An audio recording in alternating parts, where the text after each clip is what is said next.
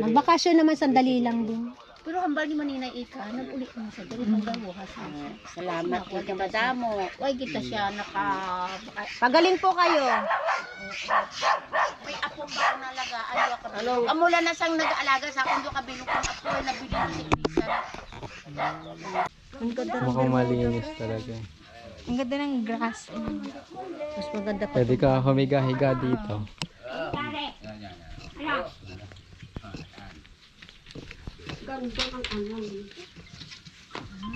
Itawa mo nga kami tira. Hindi man sa'yo yan. Hindi man sa'yo. Lagpas ka na sa wari. Check mo pa ba yan? Ako nga.